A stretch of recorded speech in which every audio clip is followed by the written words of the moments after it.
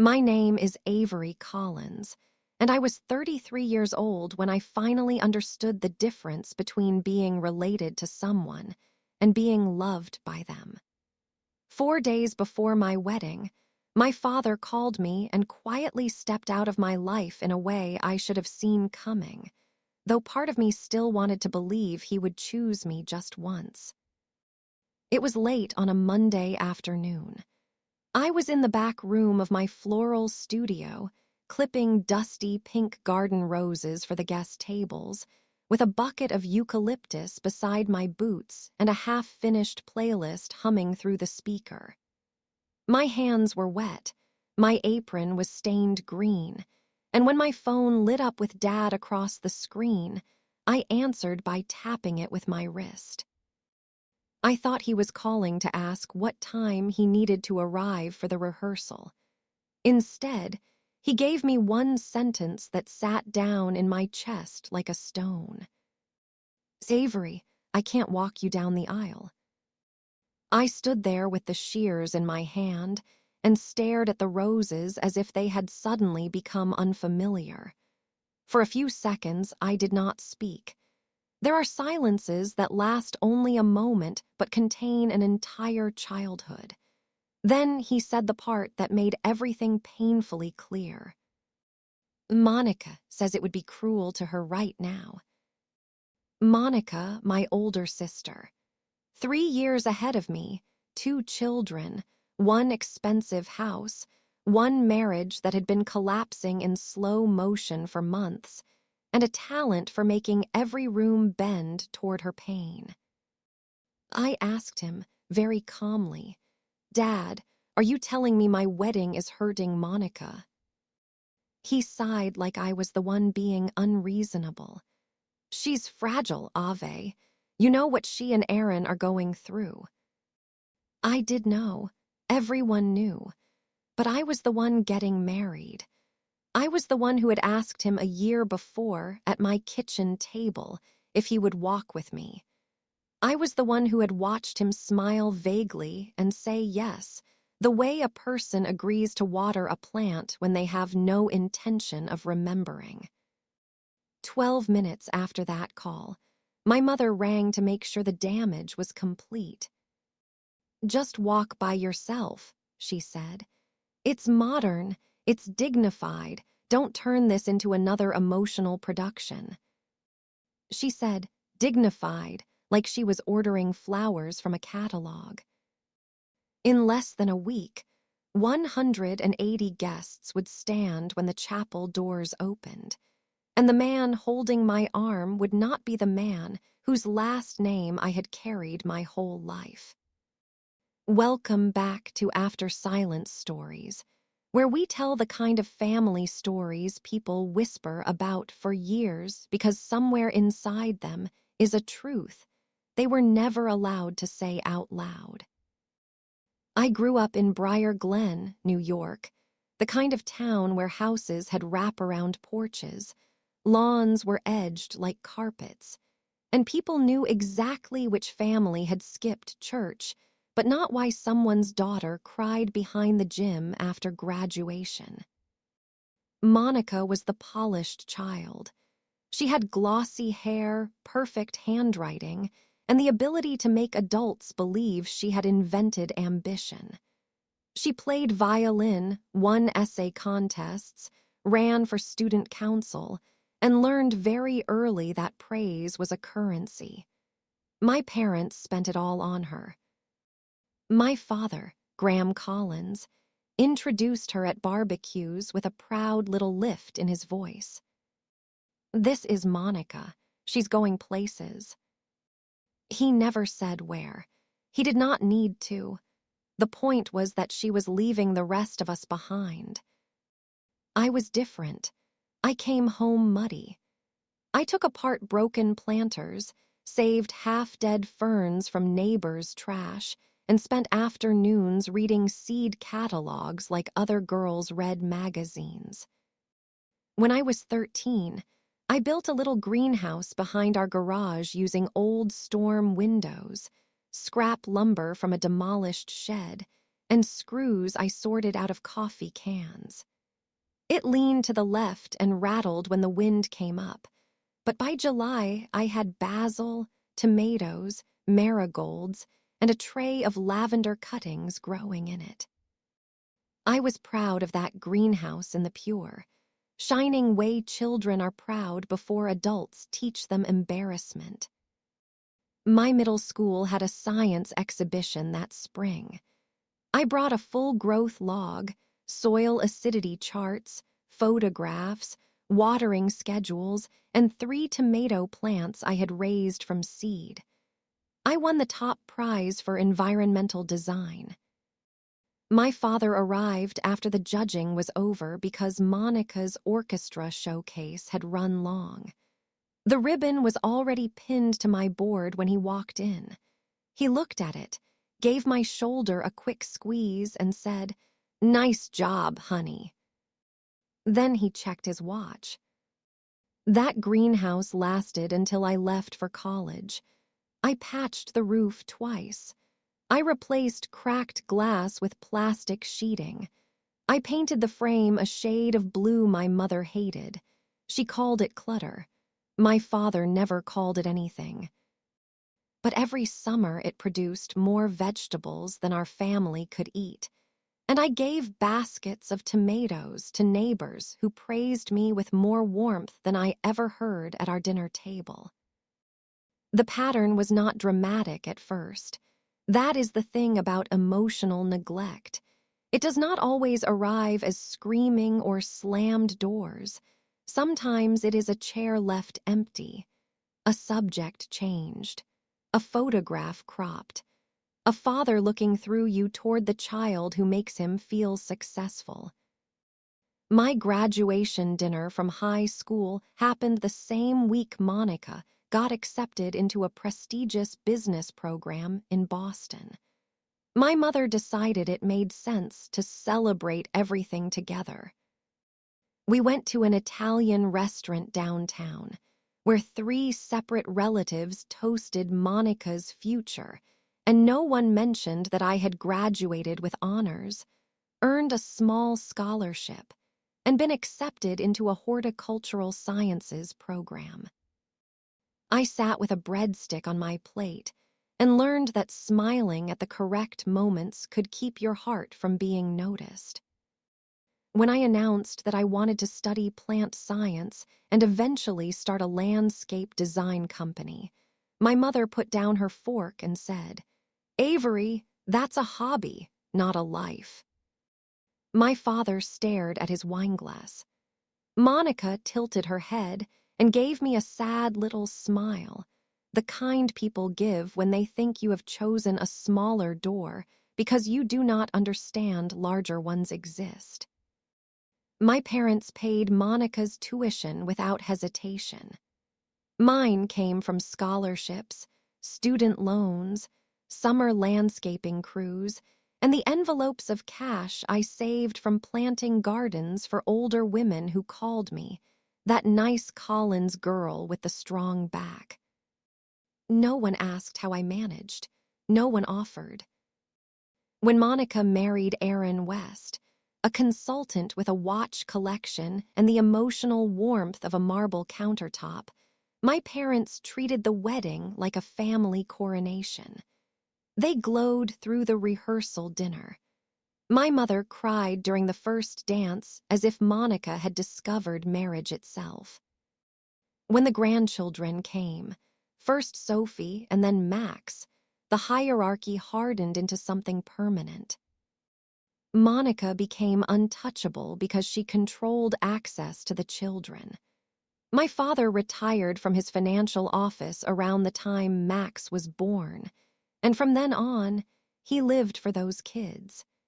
He drove 45 minutes to Monica's house twice a week, assembled outdoor playhouses, attended preschool parades, and kept emergency crackers in his glove compartment. Monica noticed what power looked like in his hands, and then she learned how to move it into hers. The first time she used the children as leverage, it was over a summer vacation house.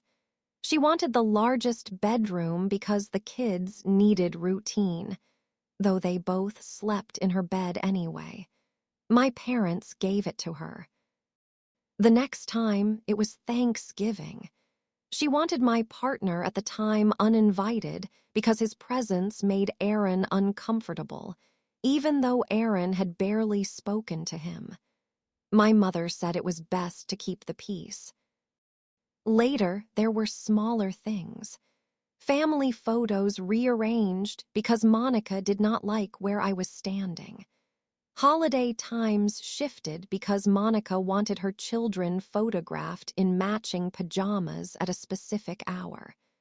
My birthday dinner moved to another weekend because Sophie had a dance recital, then never moved back. Whenever I objected, my mother said, "Avery, you have to understand. Your sister has a family." As if I had been grown in a pot, not born under the same roof. I heard the truth most clearly one December afternoon when I stopped by my parents' house to drop off wreaths from my shop. My father had Monica on speakerphone in the kitchen. He did not know I was in the hallway. Her voice was smooth, controlled, almost bored. "If you embarrass me over this wedding thing, Dad, don't expect to see the kids on Christmas morning." My father said nothing for a few seconds. Then, very softly, he said, "Come on, Moan, don't say that." She replied, "I mean it. I can't handle watching everyone act like Avery's life is perfect while mine is falling apart." My mother walked in, saw my face, and knew I had heard. She did not apologize. She only lowered her voice and said to my father, "Don't upset her. She is under enough pressure." That was my family in one frame. Monica's pressure, my mother's management, my father's surrender, and me holding a box of wreaths nobody had ordered but everyone expected. I met Eli Rowan on a wet Thursday morning at a municipal garden restoration project near the river. I owned a small landscape design company by then, not the hobby my mother had predicted, but a real business with payroll, contracts, insurance, and clients who trusted me more than my own parents ever had. Eli was the civil engineer assigned to the pedestrian bridge being repaired beside the garden. He had rain on his jacket, muddy boots, and a calmness I noticed before I noticed his face. I was unloading 3 heavy planters from my truck when he walked over and said, "I know you can lift those. I'm asking if you want to lift all of them." That was the first thing about him that made me pause. He did not assume I was helpless. He assumed I might be tired. Our first date was not romantic in the traditional sense. We walked through a wholesale nursery at closing time, arguing pleasantly about whether ornamental grasses were underused in public spaces, then ate tacos in his truck because it started pouring again. He listened when I spoke, not waiting for his turn listening, actual listening, the kind that changes your breathing. 3 weeks later, he introduced me to his father, Calvin Rowan. Everyone called him Cal. He was 64, a retired cabinet maker with broad hands, silver hair, and a house that smelled permanently of cedar, coffee, and old vinyl records. Eli's mother had died of ovarian cancer almost 10 years earlier, and Cal still kept her gardening gloves on a hook by the back door even though no one used them. His workshop sat behind the house under 2 maple trees. There were clamps on the walls, planes on the bench, and sawdust on his shoes no matter where he went. The first time I visited, he looked at my nails, saw the dirt, and smiled. "Good," he said. "Means you made something honest today." I did not know what to do with that sentence. Praise in my family always had conditions. Cal S. did not. By the second month, he was sending me home with leftovers. By the fourth, he had built a narrow walnut shelf for my studio, with hidden brackets and a tiny carved AC on the underside where only I would see it. I ran my fingers over those letters more times than I admitted. Eli proposed in the community garden I had designed behind the Briar Glen Library. It was early November, and the maples were burning orange over the brick path.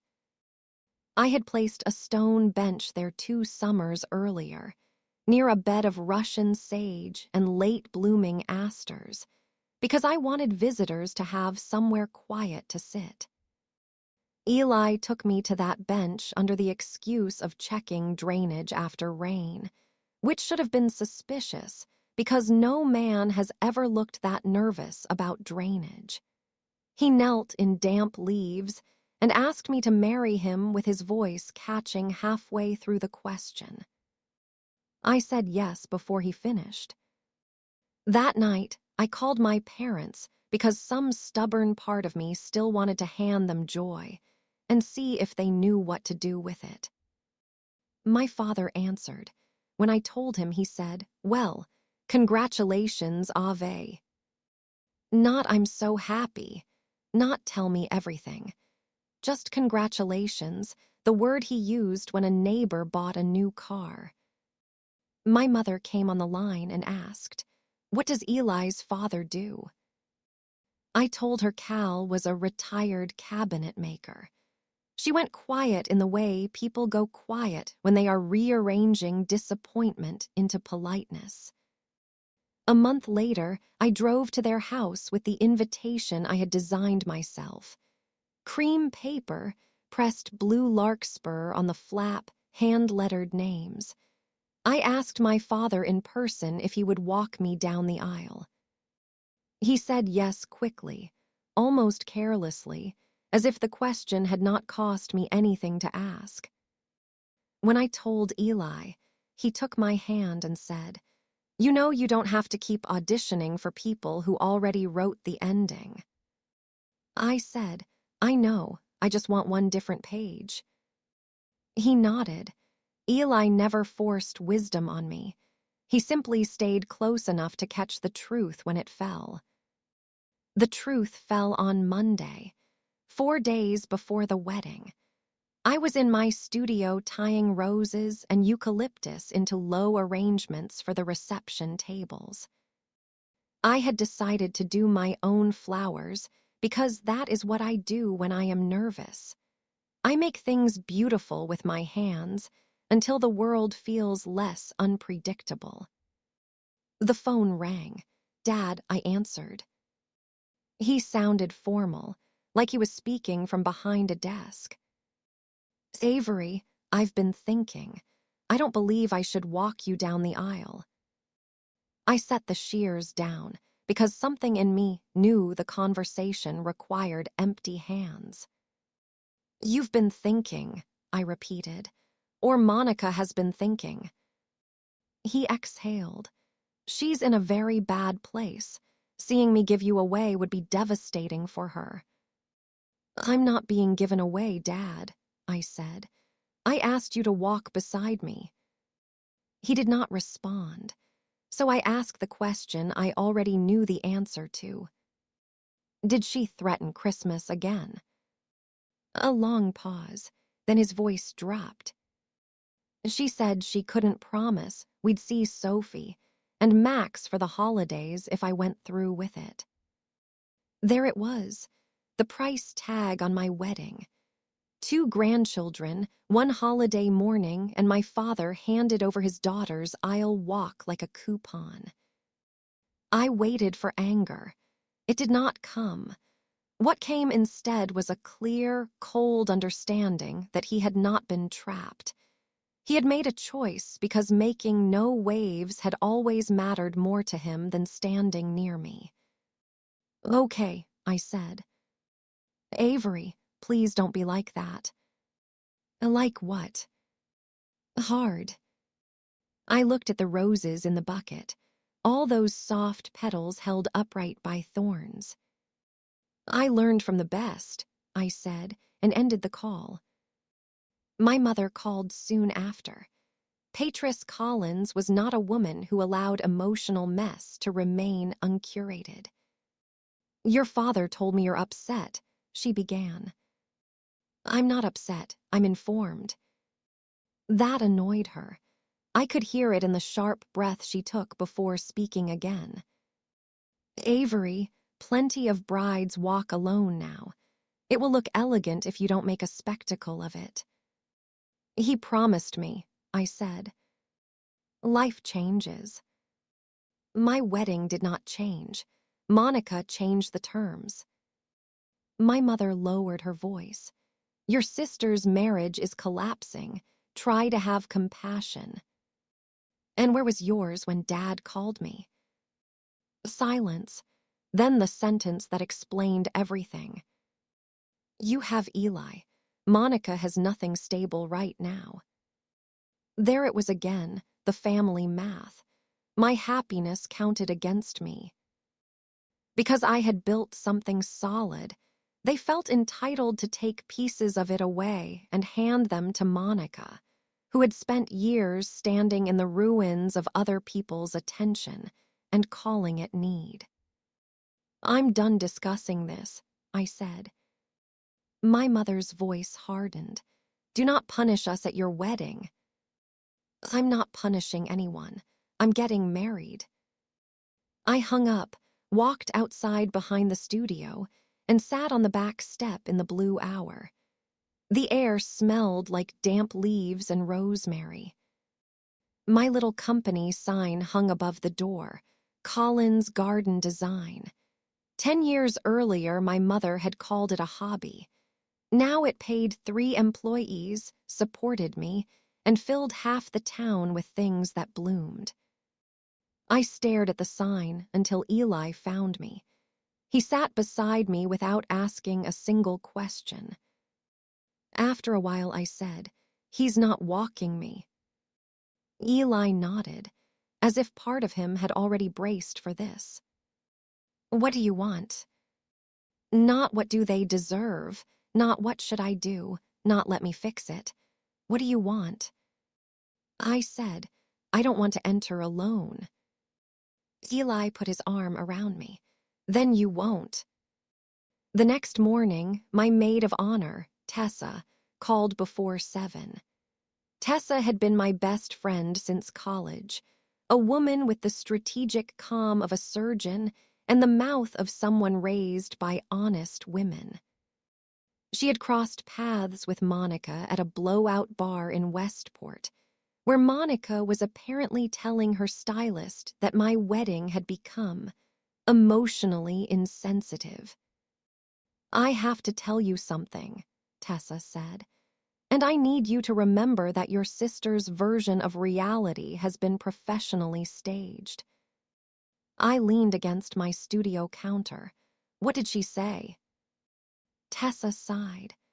She said you always find a way to make people feel sorry for you, and that your little flower business has turned you into someone who thinks she's better than her family.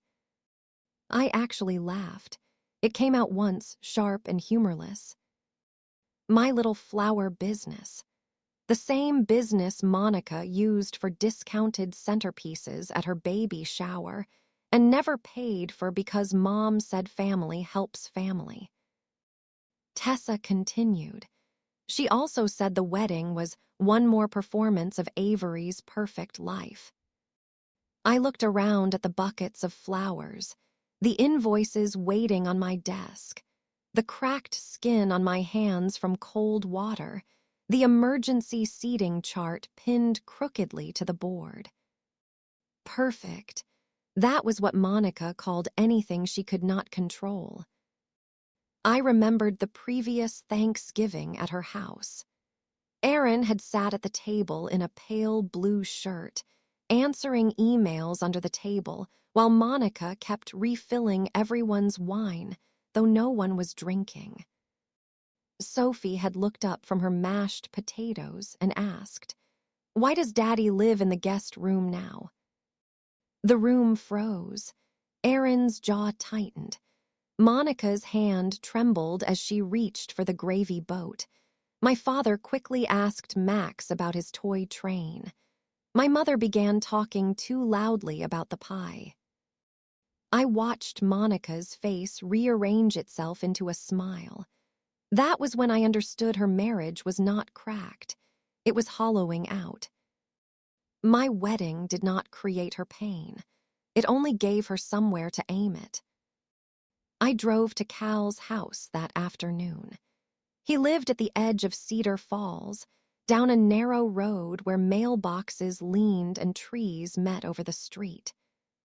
His house was small, brown, and solid, with a porch he had rebuilt himself after a storm. His workshop door was open when I arrived.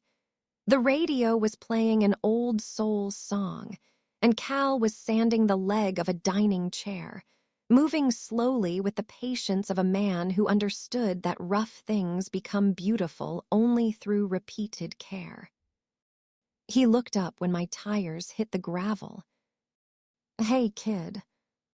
Then he saw my face, put down the sandpaper, and turned the radio off. That tiny action nearly broke me. My father had needed a threat to notice me. Cal noticed a change in my breathing. "My dad backed out," I said.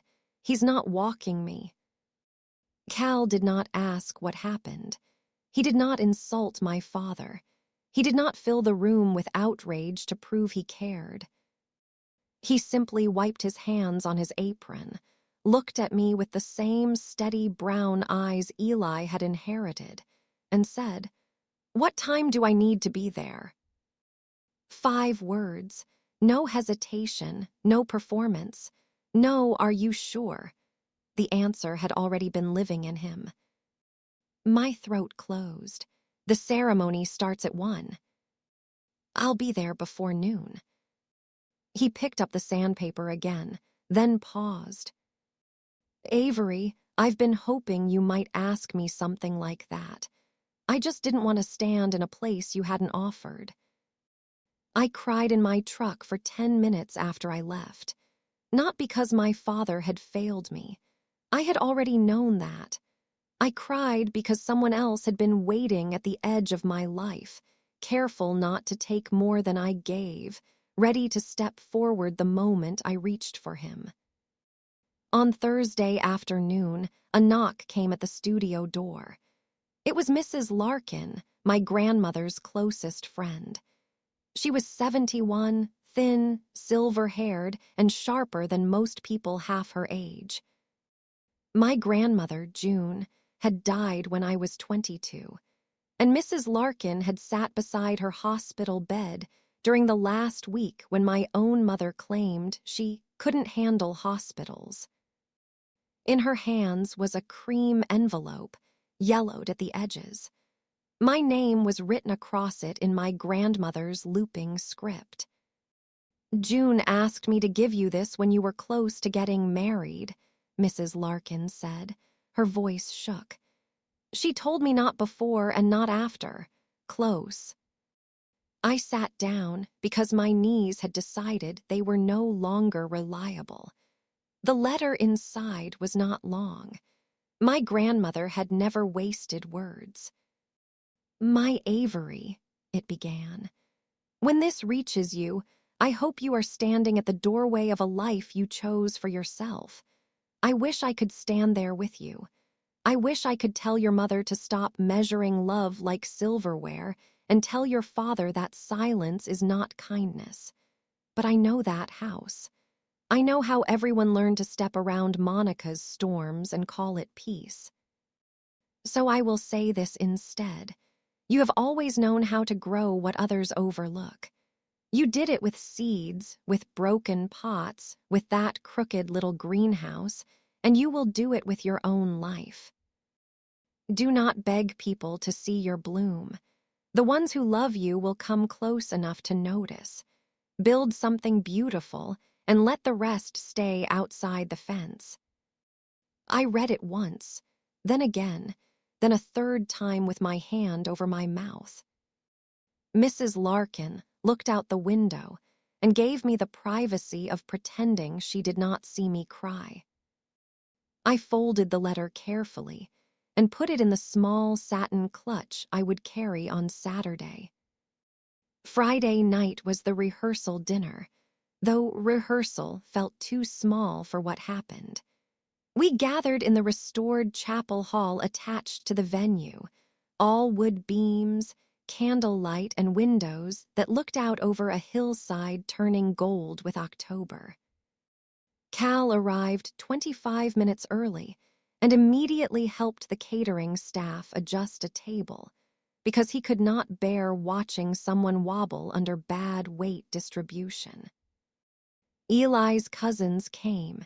His co-workers, our friends, Mrs. Larkin, Tessa, 2 of my employees, 3 former clients who had become almost family, and not a single person from my parents' side except those I had chosen myself.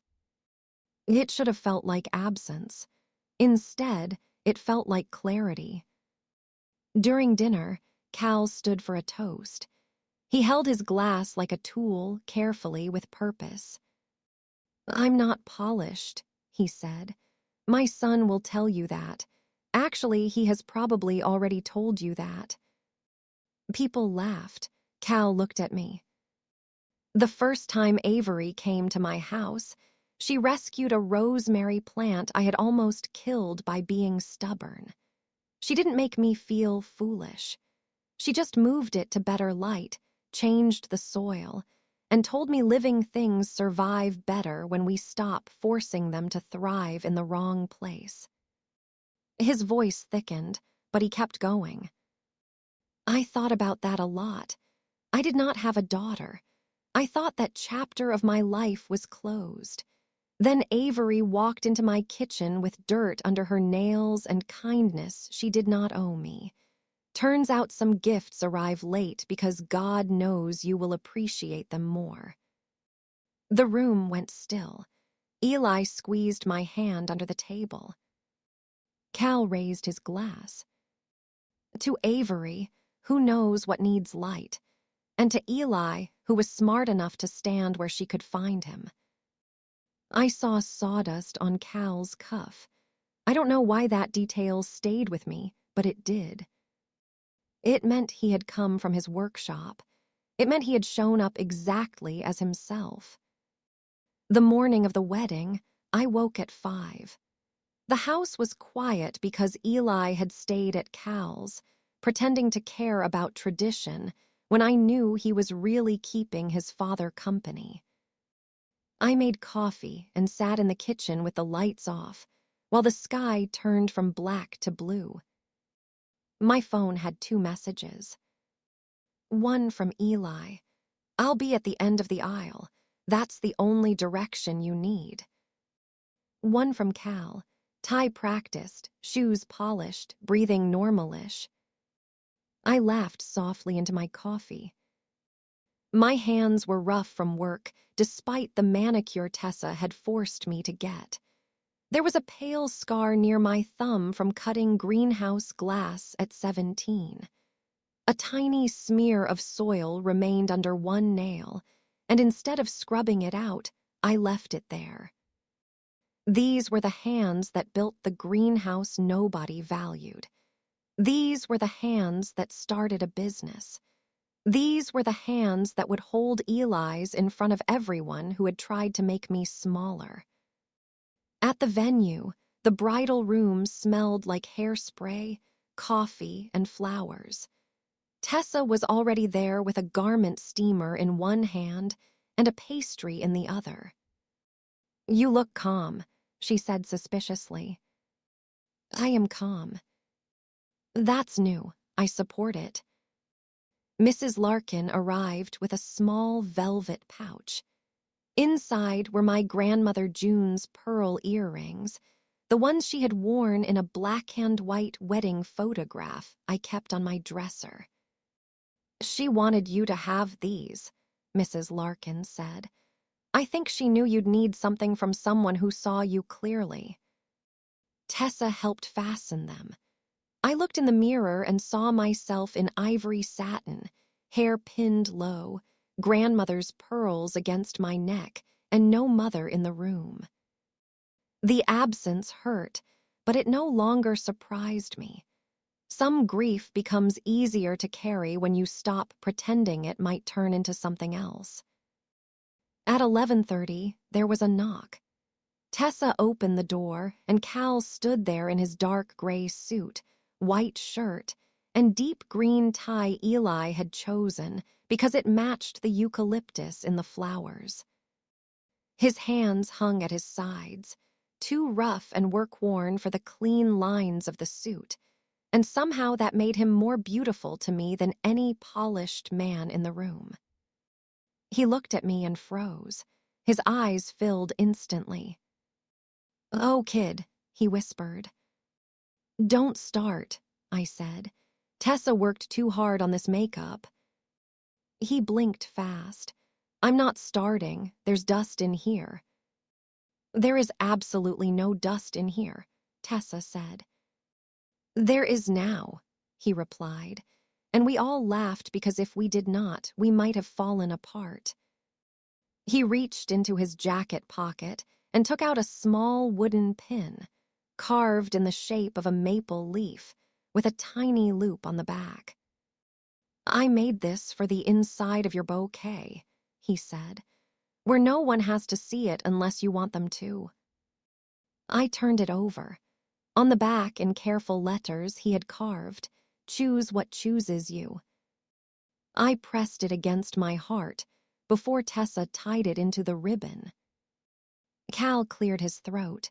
"You look beautiful." Then he shook his head, correcting himself. "No, you look ready." That was better than beautiful. Beautiful was what people said to brides because they did not know what else to say. Ready meant he understood the doorway I was about to walk through. Just before the ceremony, I peeked through a side curtain into the chapel. The venue had once been a small country church and had been restored with pale wood floors, arched windows, and a long center aisle lined with candles and greenery. My flowers were everywhere. White roses, eucalyptus, lavender, and rosemary tucked into the ends of the rows. The front seats on Eli's side were full. His family leaned into one another, smiling, whispering, passing tissues before anything had even happened. My side was smaller, but not empty.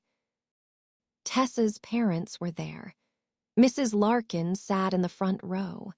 My two employees sat behind her, both crying already because they cried at grocery store commercials. Several clients had come, including an elderly couple whose backyard I had redesigned after their son died, because the wife said she needed a place to breathe. Then I saw the back row.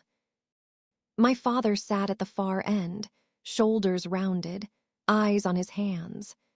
My mother sat beside him, straight-backed, clutching her purse like a shield. Monica sat next to her in a navy dress too formal for the venue, her makeup flawless, her eyes restless, scanning the room as if searching for the angle from which she had lost control. For one foolish heartbeat, I thought, maybe they came to make it right. Then my mother leaned toward Monica, whispered something, and Monica's mouth tightened. No. They had come to witness the evidence and prepare their defense. I let the curtain fall. The music began at 1 exactly. Not a dramatic bridal march, but a string arrangement Eli had chosen, because he said it sounded like morning after a hard winter. The bridesmaids walked first. My employees, my college friend Rachel, and then Tessa, who paused before stepping through the doors and mouthed, "Breathe." Then the chapel became still. It is a strange thing to stand behind closed doors and feel a room waiting for you. Cal stepped beside me and offered his arm. His sleeve was smooth under my fingers, but beneath it was the same solid arm that had carried lumber, held Eli as a baby, and built a shelf for a woman he did not have to love. I opened my clutch and touched my grandmother's letter once, just enough to know it was there. The last line moved through me. Let the rest stay outside the fence. Cal leaned close. You okay? I am. Then let's go show them what family looks like when it walks instead of talks. The doors opened. Light spilled across the aisle. 180 people turned, and the chapel took a collective breath. I did not look at the back row. I looked at Eli, standing at the front with wet eyes and a smile he could not control. I looked at Mrs. Larkin with her hand over her mouth. I looked at Tessa, already crying. Cal and I stepped forward together. The aisle was longer than it had looked during rehearsal. Or maybe moments stretch when they know they are becoming memories. Cal walked slowly, not because he was unsure, but because he understood the weight of what he carried. Halfway down, I heard a small sound ripple through the guests, the quiet realization of people understanding that the man beside me was not my father. Some had known, some had guessed. Some turned slightly, unable to help themselves, and found Graham Collins sitting in the back row while another man did what he had surrendered. I still did not look at him. That was not revenge. It was freedom. For 33 years, I had looked toward my father, hoping to catch him looking back. On my wedding day, I finally stopped turning my head. When we reached the front, the efficient Reverend Hale smiled gently and asked, "Who stands with Avery as she begins this marriage?" Cal's hand covered mine. His voice was rough, but it did not shake. "The family that chose her," he said. Then, after a breath, he added, "And all of us who were smart enough to show up." A soft wave of tears moved through the room. Cal turned to me, took both my hands and squeezed them once. "Go build your life, kid." He placed my hand in Eli's and stepped back. Eli mouthed, "Thank you," to his father. Cal nodded and sat in the front row, in the seat Tessa had labeled with his name that morning. The seat my father had abandoned before he ever sat in it. The ceremony itself passed in fragments of feeling. Eli's hand warm around mine. Rosemary scent rising when someone shifted in the front row. Sunlight across the floorboards. My grandmother's earrings brushing my neck. When it was time for vows, I unfolded the paper I had written in the studio. My voice was steady. "Eli, I spent a long time believing love was something I had to earn quietly, by needing less, asking less, and being easy to overlook. Then you loved me in a way that did not require me to disappear. You stood beside what I built, not in front of it. You never asked me to make myself smaller so you could feel tall. Today, I choose you. I choose the home we will make with patient hands. I choose the family we will grow with honesty, not fear. And I choose, from this day forward, not to confuse peace with silence." Eli's eyes filled so completely that for a second he could not speak. His vows were not elaborate. He promised to keep coffee ready, to protect my Sundays, to never let anyone call my work a hobby in his hearing, and to remind me when necessary that strong things still deserve tenderness. We were married at 1:31 in the afternoon. People clapped. Someone laughed through tears.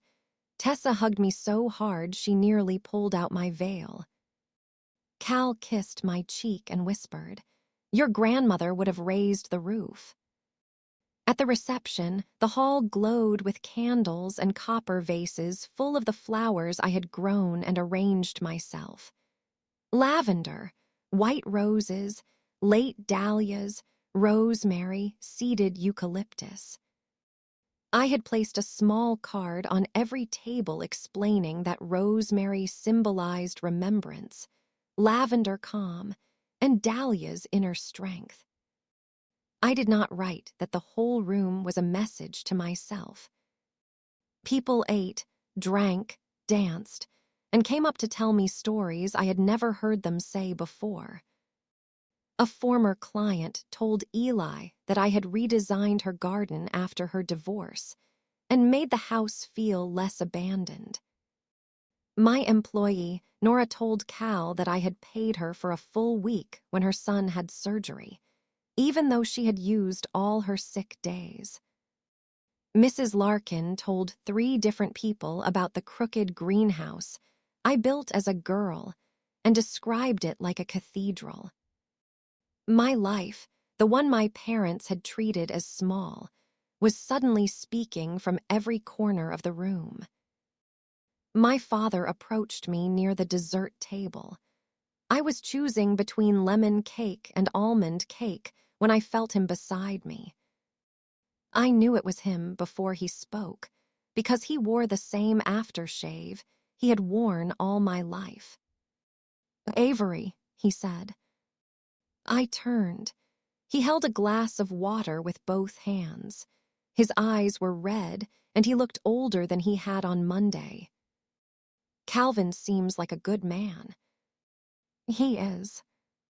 He did a good job. He did what he said he would do." The sentence landed harder than I expected. My father looked down. I wanted to say I'm sorry. I looked at him, really looked at him, and felt the old ache, but not the old hope.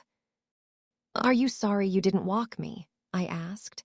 "Or sorry people noticed?" He flinched. Before he could answer, my mother appeared at his side as if pulled by a string. "Graham, Monica needs you." Then to me, low and sharp, "Do not start something in front of everyone." I set a slice of lemon cake on a plate. "I'm eating dessert, Mom.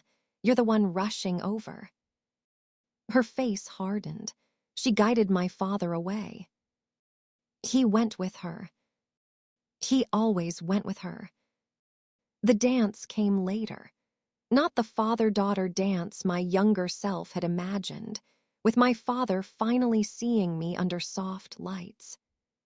That fantasy had died quietly somewhere between Monday's phone call and Cal's 5 words in the workshop.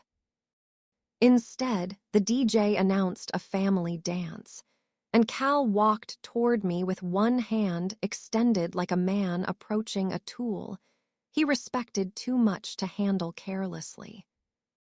The song was an acoustic version of Stand By Me, simple and warm. "I'm warning you," he said.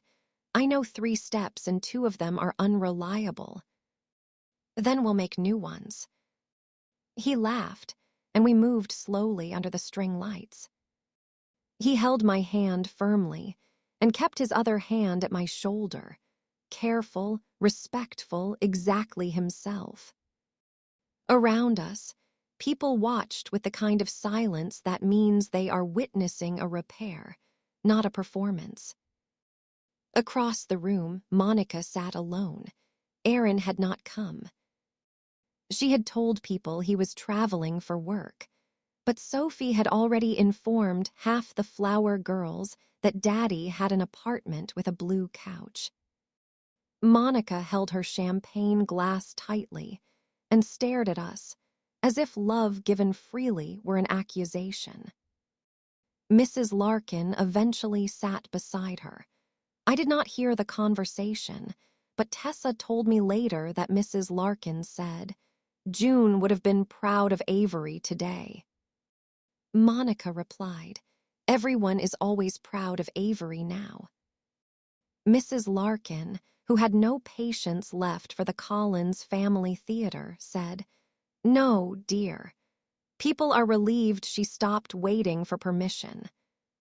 Monica went to the restroom and stayed there for almost 20 minutes. I saw her come back with fresh lipstick and swollen eyes. I did not go to her. There was a time I would have. I would have abandoned my own dance to manage her collapse. That time was over. 2 days after the wedding, I opened my studio at 7 as usual. Marriage had not turned me into a different person overnight. There were invoices to send, flowers to compost, and a proposal waiting for a children's therapy garden at a local rehabilitation center. The project was 1,200 square feet, with textured plants, wheelchair-friendly paths, a water feature, and raised beds where children recovering from surgery could touch mint, lamb's ear, thyme, and lavender. I spread the plans across my desk. Eli arrived with coffee at 8 and kissed the top of my head like he had been doing it for 20 years instead of 2 days. Cal came by at 9, carrying a cutting board he had made as our wedding gift. Cherry wood, dark walnut stripe, smooth as glass. For your kitchen, he said, as if he had not walked me into my marriage 48 hours earlier, as if showing up for me were simply part of the week. I placed it beside the shelf he had built long ago. Same hands, same quiet devotion. At noon, my phone buzzed. My father. Can we talk? I read it, set the phone face down, and returned to the therapy garden sketch. I drew a curved path first, then a sensory wall, then a bench beneath a young serviceberry tree. Rosemary for memory, lavender for calm, mint for waking up the senses. Plants do not beg to be understood. They grow toward the light available, and if there is none, they wait or they reach or they root elsewhere. That day, I rooted elsewhere. Monica called 2 weeks later. I was at the rehabilitation center site, measuring the slope near a drainage grate when her name appeared. I almost ignored it.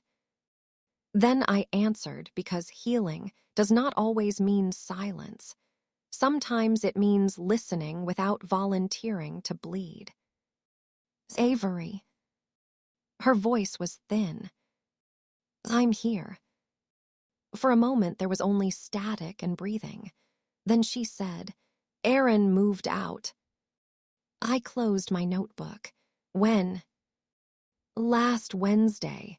He waited until I took Max to speech therapy. When I came home, half the closet was empty and there was a note on the kitchen island. I could picture her in that enormous white kitchen my mother admired so much, standing under pendant lights with a note in her hand and no audience big enough to save her. I'm sorry, I said because I was. Pain is pain, even when it belongs to someone who has weaponized yours. Monica inhaled shakily. I thought if I could keep Mom and Dad focused on me, it would feel like I wasn't losing everything. I said nothing. She continued, Your wedding made me feel like I was disappearing. So you tried to make me disappear first. The truth sat between us, simple and unadorned. She began to cry, not loudly, not theatrically. It sounded like a person finally hearing her own echo. I don't know how to not need everyone looking at me, she whispered. I looked at the bare patch of earth where the therapy garden would be planted. Then learn, I said, but you can't practice on my life anymore. She cried harder. I let the silence hold her because I would not. Before hanging up, I said, I hope you get help, Monica, I mean that, but I'm not your cushion while you fall. For the first time in my life, I ended a call with my sister without feeling responsible for where she landed. A letter came from my father the following week. Not a text this time. A real letter folded into a plain envelope, written in the careful, slanted handwriting he used for birthday cards when my mother reminded him to sign them. I opened it alone in the studio, beside Cal's walnut shelf. Avery, it began, I should have walked beside you. I knew that when Monica asked me not to, and I knew it when your mother told me to keep things calm, and I knew it when I sat in the back row and watched another man do what I promised. I have spent years mistaking surrender for peace. It was not peace.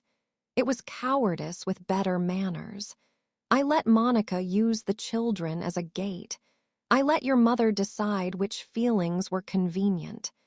I let you become the child who could handle disappointment because it made my life easier.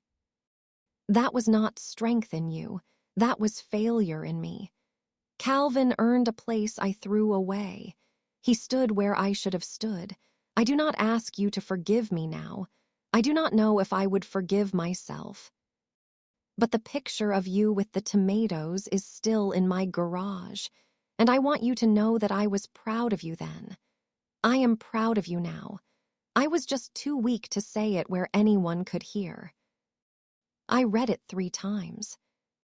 Then I folded it and placed it in the same drawer as my grandmother's letter. They were different kinds of paper, different kinds of love. One had arrived from a woman who saw me before she left the world. The other came from a man who saw me after the door had already opened and closed. I did not answer that day, or the next. Forgiveness, I had learned, is not a performance for the comfort of the person who finally regrets the damage. Sometimes it is a garden you may plant later.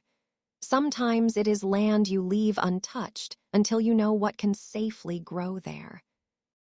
If there is one thing my wedding taught me, it is this.